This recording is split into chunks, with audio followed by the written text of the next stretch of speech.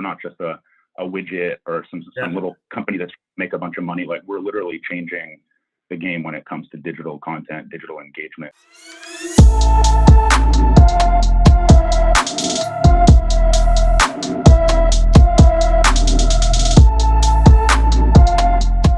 Today we have Quinton Porter, NFL, CFL All-Star, and now a very successful business executive. Welcome to the show, Quinton. Awesome. Thank you, Tanvir. Happy to be here.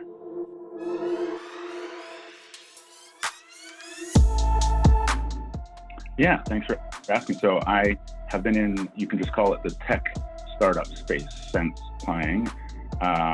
It's MarTech, and my first company sold into the sports space. So that was kind of a nice little entrance into a big boy job, not playing a game anymore. And now I'm with Pico, which is based out of Israel, and we sell into the sports space as well, and brands like CPG brands, basically running North America, kind of customer-facing operations here to help us expand into North America. So it's been a really fun challenge and enjoying every step of it. That's awesome. How has how's the transition been overall? Do you miss playing football? Do you like the business world? What do you think? Yeah, so man, of course I miss football. Always, I've loved that since day one. I would say what I really miss is those moments on the field, right? Those moments in games where there's a crowd, and there's really just no replacement for that experience in the world. I just have to accept that that's the case. Vicariously through my son, maybe I can get some of that. There was a lot of other things involved with football at that level that I don't miss so much. And I am really enjoying watching football as a fan, as opposed to the first few years being done playing. I'm still watching it like home and comparing myself and all that, but can totally enjoy the game as a fan. And also just from the business side, I really like the flexibility with what I'm able to do and the challenges, totally different set of challenges. I will also say my body is enjoying not being beat up anymore. So that's a plus. Yeah, I'm sure you got hit a few times in the backfield, especially the blind side. Yeah, especially because I ended up being the kind of running quarterback. I figured out late in my career that was an asset of mine. And so I'm running all the time and boom, getting hit in the head. Just like any running back, the hits are pretty rough. So right now, I'm not getting hit unless it's my son trying to box with me. That's the only time I'm ever getting hit.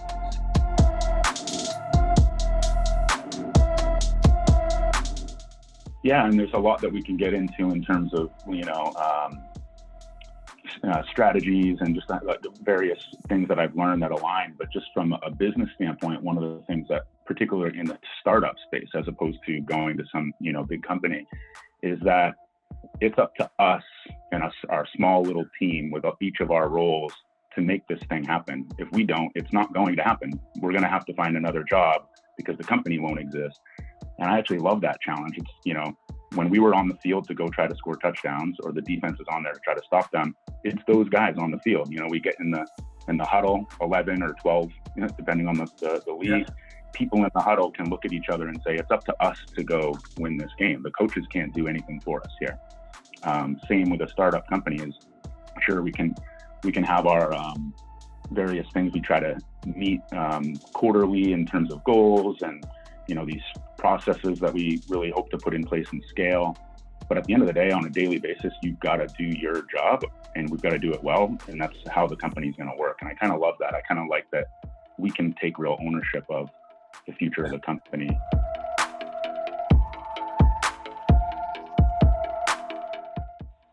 So it all started, from the beginning, I knew I wanted to play football in the NFL or basketball. I was kind of in love with both, but it was always in my mind. And I somewhere along the way, and this was probably a lot of some sort of things that were told to me from my dad, is that, like, if I work harder than anyone else, let's just say physicality being and like talent being equal, which you can't really control a lot of that.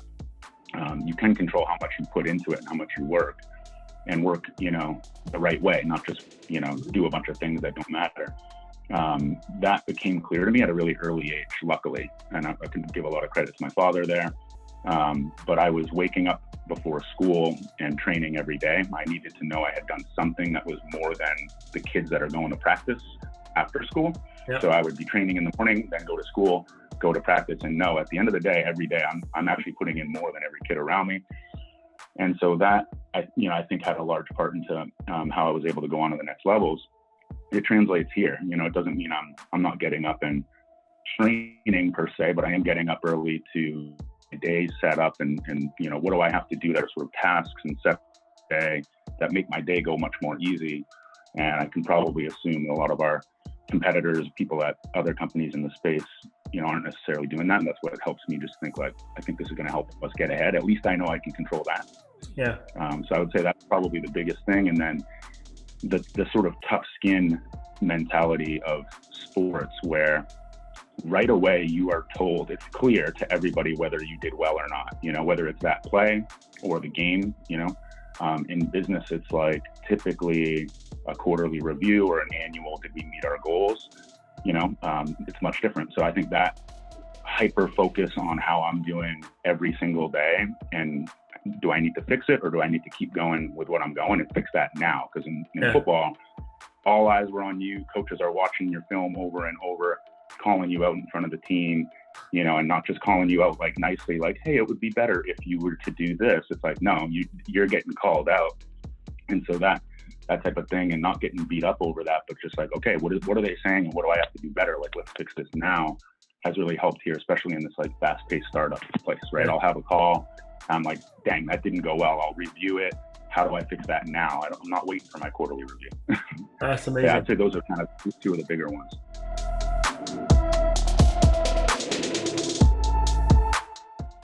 So in my case, I don't necessarily have like a direct report or boss. I communicate with our headquarters over in Israel, but I really kind of have to own that myself here. So I'm doing it myself. I just want to make sure that literally every day at the end of the day, I can say I've progressed forward. I might not have closed a new deal or renewed some new client that day, but I've done something that's gotten me closer to some goals I've set, and I'm looking at that very closely myself. So to answer your question, I'd have to kind of own that. As we close our Series A round and we're building a team around me, I'm going to do the same thing. I'm going to have each of our employees and the ones I work with that are currently over in Israel and making sure that they own that, right? And from a top-down perspective, it's more about how can I enable you to help you do what you know you need to do. But I kind of want to use that sports mentality of you have to own it yourself, man, because a coach can tell a player to do this or that thing, but if the player doesn't actually own that and say, okay, I've got to fix that, they aren't going to fix it, right? So same thing here in business. It's more about enabling and empowering and then offering help on that than it is sort of demanding a certain thing, based on some sort of number projections and then, hoping they listen. Yeah.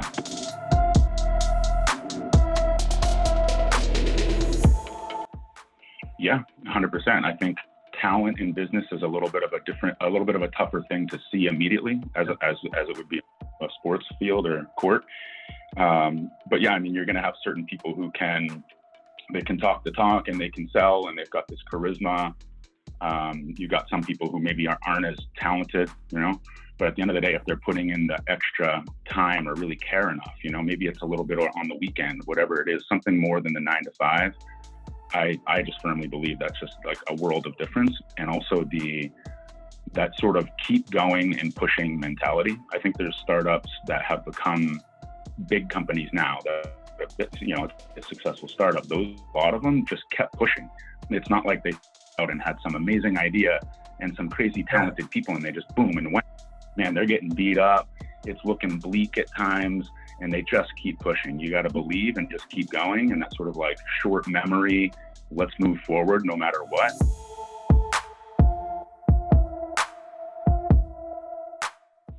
That's a good question. And I've been on both sides of that. So definitely early in my football career, I was so tied to the outcome of my career, which was dependent on how I was performing on the field, that like my actual identity was tied to that if I lost the game or I got taken out, replaced by another quarterback, it was like dying. It was like I had died or someone close to me had died, right? But after a while, especially after getting older, having a kid, perspectives changing, a lot of things sort of, I guess you could say like self-reflective and spiritually kind of broke open some things where I realized, holy cow, I'm actually not that.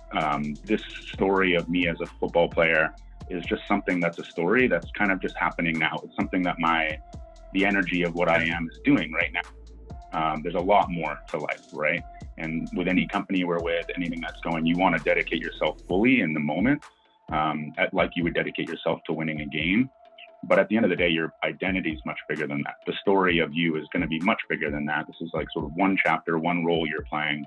And once I figured that out, I started to play the best football ever when I had sort of given up. Like, it'd be great. I'm going to give it my best. But if we lose, like, it's all right. Who actually cares at the end of the day, you know? Yeah. And so really, at the end of the day, as long as you're able to live or, you know, and you know, can put yourself in any role going into the future, if the company doesn't work, it's not death, you know?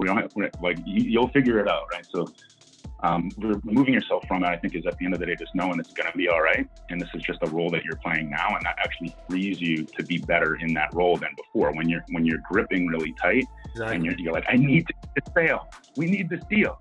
When you need the deal, the people on the other side can hear that. And it comes across, you sound desperate. Yeah. Yeah. And actually it gets better when you're like, yeah, I mean, this is what we do. We do it with all sorts of people. If you want to, you know, get better with your data strategy, then we'd love to have you on board. And if not, cool too, right? We're just having a conversation, telling you what we do. We believe in it. Same thing when I was playing ball and that I had sort of freed up is like, man, I want to beat this team. I know the strategy. We're going to go with our plays. And at the end of the day, if it doesn't happen, tomorrow's another day. My son and my daughters will be there. It's going to be fine. And that's when I played the best of my career. I think you also mentioned a lot about having gratitude. You know, your family's there. You're waking up every single day. You're alive. There's a lot of other stuff you can do in the world. If this doesn't work out, it doesn't mean it's you are bad. It just means this didn't work out. Learn from it and move forward. And any goals, anything that we want to have happen in the future, it's really important to set those. But they're nothing without what happens in any given moment, at every given moment. Yeah. And it's always this moment, right? We can get into the whole, like, the power of now and all that, but really it is true.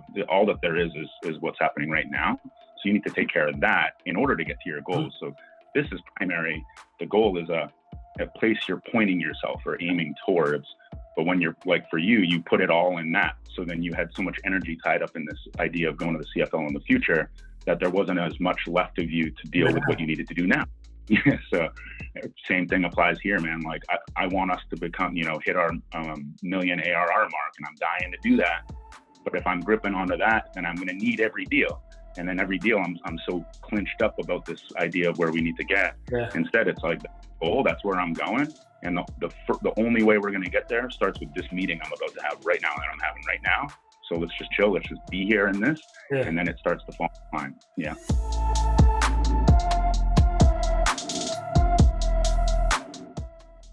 Yeah, I think a big one is that sort of empowerment piece. So, like, just making sure, and our CEO, like, working with him to make sure that we're keeping this is like, what's the actual vision and the journey? What is our identity as a company? Mm-hmm. And that's kind of number one. You know, everyone's got other things in their life, but while you're working, you're a part of a company, a bigger journey. So your role, your task for that day, that week, that month is only in the context of what this entire group of, right now, it's, you know, 20 people with this vision in mind. So first you have to make sure that vision's really clear. Like, why do we exist as a company? Where do we want to get to? And everything that happens from there as a team is all about, like, everything you do is a part of that whole overall journey. And then I would say, like, keep making sure too that they know things don't go as planned, right? The sort of tough skin mentality, like, there's gonna be bumps, it's, you know, whatever. And that keeps them having them in the vision of the journey, keeps them able to roll past those things. So I've been in companies, or at least my first company, there was times where, you know, people get discouraged and they feel bad because they lost this deal, or we lost this client, some sort of internal process broke down, and it becomes this big internal fire. I find that those don't happen as much if we're just all keeping that journey, that vision in mind, and knowing from the start this isn't going to be easy. So the things that come up are expected, right? On to the next thing. Like, we'll work on that. We're working on it together, and on to the next thing. I think is kind of a major thing from the sports world that here is just been helping a lot. Yeah, definitely, morale-wise at least.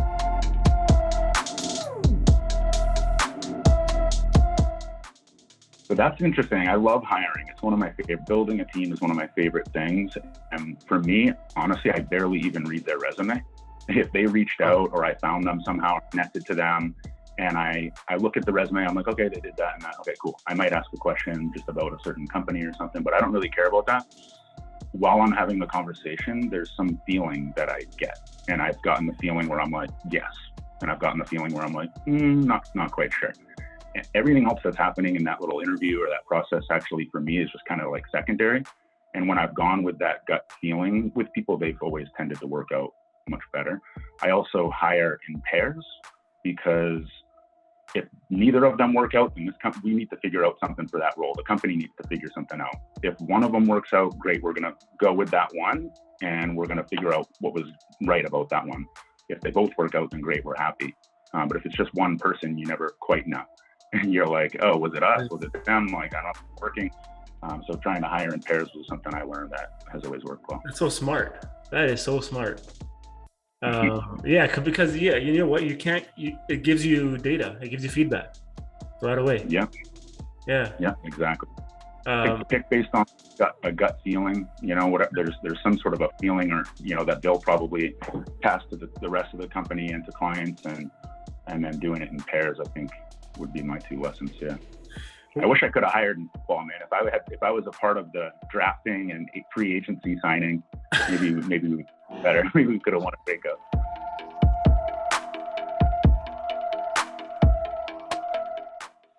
That is hard. I can't say I could totally figured that out. Honestly, Belichick would be the one to use from that. Yeah, I think that it's really that back to the team is what matters, man. Yeah. And we're together. Whether it's a particular ego type guy or maybe his skills just aren't there. Together as a team, we can bring him up or we can bring him down to earth, whatever's sort of needed naturally, as long as the overall vision and ethos of the team is primary over any of the individuals. From like a skills point, if someone wasn't supposed to be on the field, that was more about just helping to build confidence. Like, I used to have to pull guys aside, look them in the eye and be like, you're here because you belong here. So don't question it. Who cares what anyone else has said? You've got this game to prove yourself again. Prove it now. Let's go. What are you going to do? Cry and worry? Oh man, let's go. You're here because you're supposed to be here. So I would always try to build people up. I know some quarterbacks would kind of get on guys and this and that. So maybe a little bit of that, but more I like to try to build them up and sort of help pull them along with my, you know, having fun, good attitude, have some confidence. That was always when I played my best. And sometimes if a guy feels like he's not supposed to be there or that's some sort of a narrative, then it can become self-fulfilling. So just try to snap them out of it.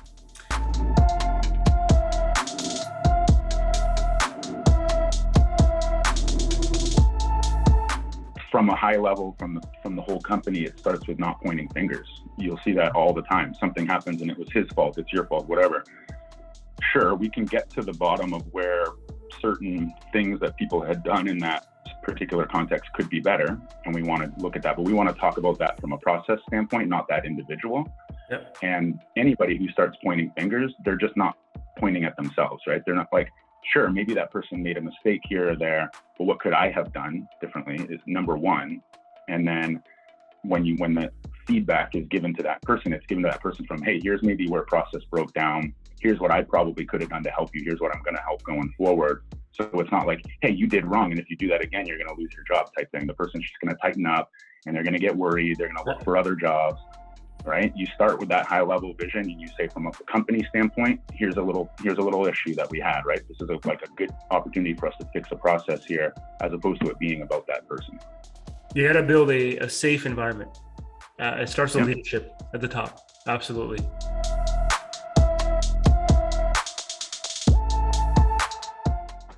Thank you. Yeah, anyone that has an online audience. So of course we started with sports teams and leagues, but brands, any company that's, you know, building or has an online audience of people to engage, which is basically everybody.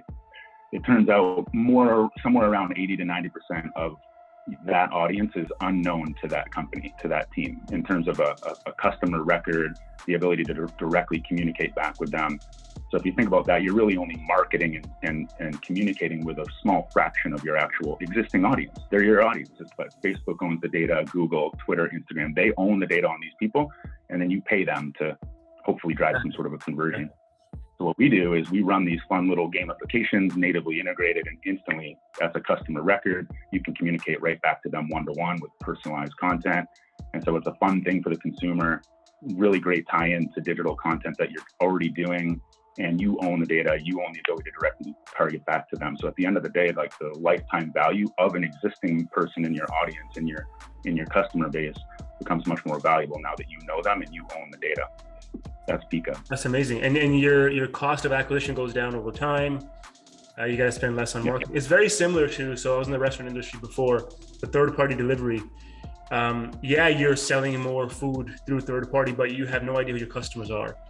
And there's a shift to bring them back to your own digital channel. So I think this is huge, especially where everything you're doing in marketing. I think a lot of the spend right now for digital is on third-party platforms, Google, Instagram, LinkedIn, Twitter.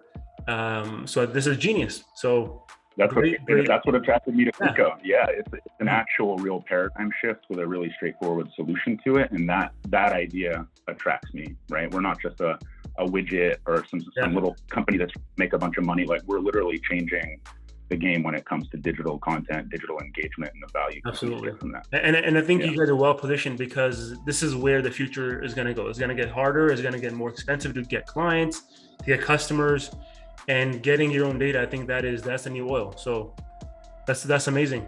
Congrats on such a strong starting, and all the best with the funding, and can't wait to get you back on the podcast again. Thanks so much. And I just want to say, if the Canadian audience is here, the CFL audience, I so appreciate that league, everybody involved in it. Canadians in general, you guys are great. I'm from Maine, so I'm sort of almost a Canadian, but man, I miss it and wouldn't change it for the world. It was an amazing 5-6 years of my life. That's awesome. We miss you. It was welcome back anytime. Let's go to a game together. Yeah. Hi, Cats. Sounds good. Thanks a lot, Quinton. It's a pleasure.